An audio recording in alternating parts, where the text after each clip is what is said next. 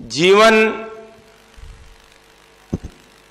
कैसे जिएं और जीवन की चुनौतियां क्या हैं, उस विषय में आज के लगभग 150 वर्ष पहले जन्मे, 1.5 शताब्दी से ज्यादा पहले जन्मे एक युवा सन्यासी ने 40 वर्ष से भी कम जिनका जीवन काल रहा और अपने जीवन और कृतित्व से जिन्होंने केवल भारतवर्ष ही नहीं वरन इस संसार में प्राच्य प्रतिभा, सनातन परंपरा, उसके मूल्य और जीवन पथ पर हम कैसे चलें, इस राज को दिखलाने का जो प्रशस्त पुण्यपंथ उन्होंने दिखाया, ऐसे स्वामी विवेकानंद जी जो युवा नरेंद्र थे कभी, और उनके मार्गदर्शक गुरु रामकृष्ण परमहंस जी की स्मृतियों को सर्वप्रथम मैं भूर भूर नमन और वंदन करता हूं।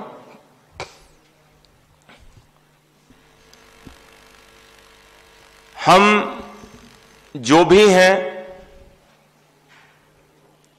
हम में कहीं ना कहीं वह परमपिता परमात्मा का प्रकाश है, जिसके बारे में उपनिषदों में कहा जाता है कि पूर्णमदः पूर्णमिदं पूर्णात् पूर्णमुदच्यते पूर्णस्य पूर्णमादाय पूर्णमेवावशिष्यते।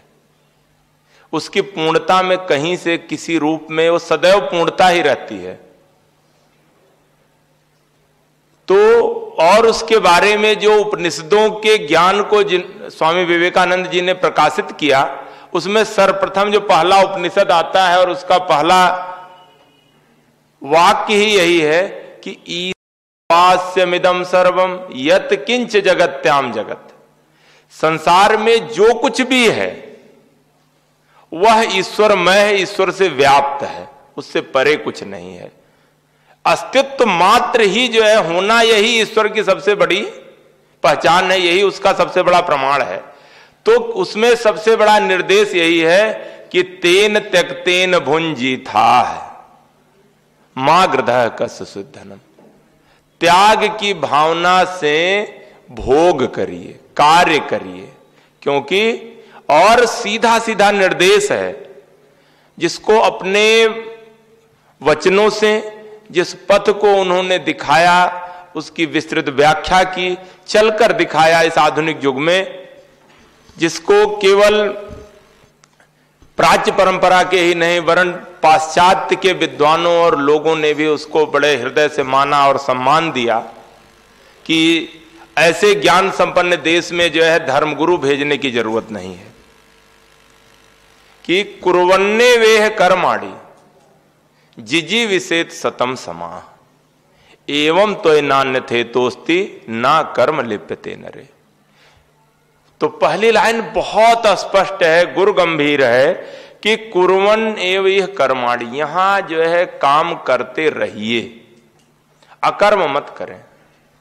और जिजी विषेत सतम समाह, 100 साल एकदम डटकर जीने की इच्छा रखिए, आशावादी बनिए, सकारात्मक सोच रखिए और निष्क्रिय मत होइए, पलायनवादी मत होइए, डटिए।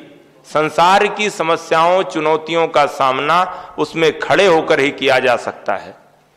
नदी में कितनी गहराई है, कहां भंवर है, कैसे जाना है, बाहर से रास्ता बताने वाले बहुत हो सकते हैं, लेकिन जब उतर करके पानी में जाएंगे तभी पता चलता है कि तैर के पार कैसे जाना है।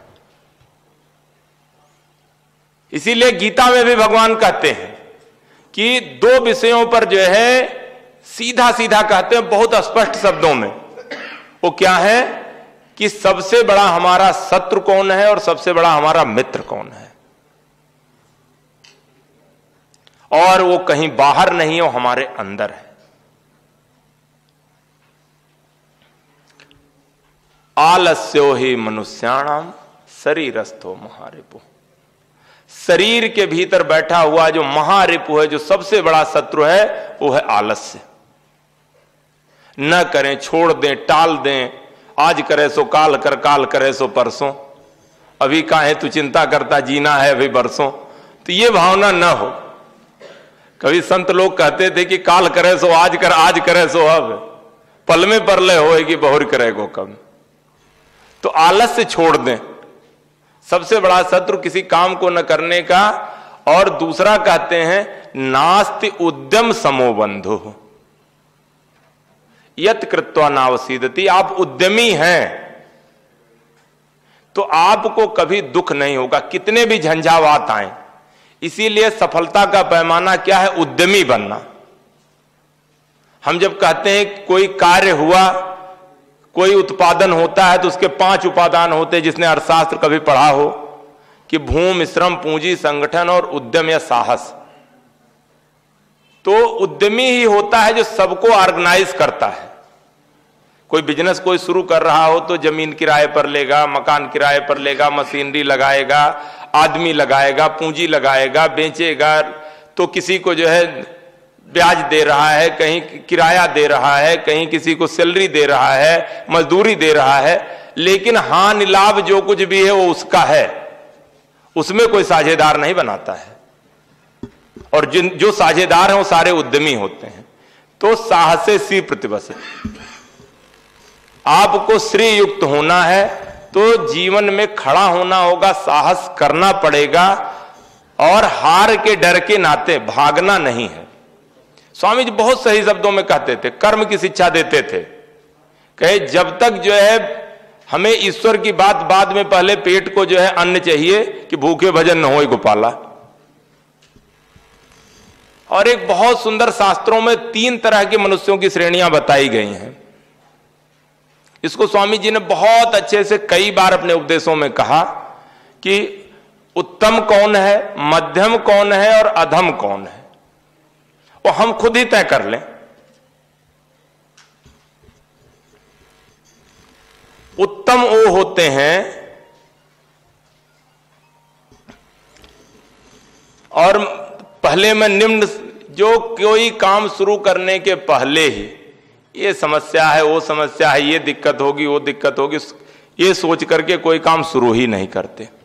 और कोई शुरू करने जा रहा होगा तो उसको भी इतना निगेटिवली बता देंगे कि वो भी बेचारा एक बार जो है संदेह में पड़ जाएगा, शुरू ही नहीं करेगा। ऐसे बहुतायत पाए जाते हैं इर्द गिर्द, हमारे अंदर भी हैं, हमारे इर्द गिर्द भी हैं, बाहर भी हैं, जो काम करने से रोकने के लिए लाख तर्क देते हैं। दूसरे वो लोग होते हैं जो उत्साही होते हैं, काम ऐसे लोगों को इधर उधर छांट करके काम शुरू कर देते हैं। लेकिन काम शुरू करने के बाद अंजाम तक जाने में लाख बाधाएं आती हैं। तो बीच बीच में जब बाधाओं के भंवर पड़ते हैं तो उनका मन विचलित हो जाता है, और वो लोग कहीं ना कहीं बीच में उस काम को अंजाम से पहले छोड़ करके हट जाते हैं। वो मध्यम प्रकृति के होते हैं। तो प्रथम प्रकृति वाले ज्यादा पाए जाते हैं, मध्यम वाले उससे थोड़ा कम होते हैं, और ये भी एक पिरामिड है। और उत्तम प्रकृति के जो लोग होते हैं वो कार्य को शुरू करने के बाद अंजाम तक पहुंचाने के बीच में चाहे जितनी बाधाएं आए तो ठान लिया तो ठान लिया, अंजाम तक पहुंचाना है। ऐसे लोग उत्तम प्रकृति के होते हैं और जो काम को अंजाम तक ले जाते हैं। और यही जो है हम अपने अंदर झांक के देख लें कि हम इसमें कहां स्टैंड करते हैं। हम अगर उत्तम प्रकृति के स्वयं बनना, यही हमारा लक्ष्य है। और वह कैसे हो सकता है? सदैव कर्म मार्ग पर निष्ठावान होने से हो सकता है। आप सन्यासी हैं, सन्यास का अर्थ जीवन से पलायन नहीं था। आपने जीवन में सेवा का संकल्प लिया, सांसारिक जो अन्य बंधनों को छोड़ करके एक बड़े परिवार के लिए, बड़े समूह की सेवा के लिए कृत संकल्पित है साधना मार्ग के साथ, और एक कर्म मार्गी सन्यासी हैं। आप हमारे बीच में हैं। आप लोग जो है ऐसे पथ के पथिक हैं जिनका अनुगमन करना, जिसके प्रति जो है जो कुछ भी हम हो सकें, जो कुछ भी हम कर सकें, यह हमारा ध्येय होना चाहिए क्योंकि हम सब कर्म मार्ग के पथिक हैं। इसमें अगर हमारे मन में संशय है तो उस संशय का इलाज हमें अपने मन के अंदर घुस के देखना होगा। और आप उस मार्ग पर चल करके हमें रास्ता दिखाते हैं, इसलिए नित्य प्रतिवंदनीय और पूजनीय भी है विचार हमारे। क्योंकि इस जो कुछ सुख है दुख है बहुत क्षणिक है, वो मन तक निर्भर करते हैं, हमारा मन किस तरह से सोचता है। जो मन के लिए अनुकूल लगता है वही हमें सुखद लगता है, जो मन को अच्छा नहीं लगता वही दुखद हो जाता है। शेष और कुछ दुख की सुख की कोई परिभाषा नहीं है कि ये चीज अल्टीमेट करने में, क्योंकि वो कंडीशनल है और ये हमारी बुद्धि तय करेगी। क्योंकि मन की लगाम, इंद्रियां जो होती हैं उनकी लगाम मन है और मन बहुत चलायमान है। इंद्रियां घोड़े हैं और मन उनका जो है लगाम है, लेकिन सारथी जो है बुद्धि होती है। हमारी बुद्धि किस तरह से चले, किस दिशा में चले, यह सबसे बड़ी साधना है। क्योंकि लगाम ढीला छोड़ने पर तो भागते ही जाएंगे और इंद्रियों की गति होती है मतलब घुमाने वाली, भागने वाली होती है। तो जब इंद्रिय मार्ग पर हम चलते हैं, इंद्रिय सुखों तक की हमारी संकल्पना होती है और बुद्धि का पक्ष कमजोर होता है, तो इंद्रियां चमक दमक दृश्यमान होती, बुद्धि उतनी दृश्यमान नहीं होती है। लेकिन कंट्रोलिंग सॉफ्टवेयर जो होता है, उसका जो कंट्रोल रूम है, सारी व्यवस्था वही कंट्रोल रूम से कंट्रोल होती है, तो वह हमारी बुद्धि है। लेकिन बुद्धि से परे भी कौन है? वो चीफ कंट्रोलर है, वो है हमारी आत्मा, वह रथी है। उसको हम समझें। बहुत सरल शब्दों में कभी ऋषियों ने वो वाणी कही थी और आगे आने वाले अलग अलग जगह भक्तों ने, संतों ने, महापुरुषों ने उस कर्म मार्ग को अपने अपने ढंग से दिखाया और जीकर दिखाया, वही सिखाया हमारे सामने। हम स्वयं अपने आदर्श बने, यही जीवन का लक्ष्य है। हम उसको समझें, उस मार्ग पर चलें। क्यों? और यही उपनिषदों की जो शाश्वत वाणी है, जो जयघोष था, जिसको बार बार स्वामी जी दोहराते थे कि उत्तिष्ठत जागृत प्राप्त वरान निबोधत छुरस्य धारा निस्ता दुरेसव। तो ऐसी छोटी मोटी चीजों को त्याग करके उठो, जागो और आगे बढ़ो। इसी संकल्प के साथ आज इस समारोह में हमें बोलने का, आप लोगों से संवाद का एक अवसर मिला।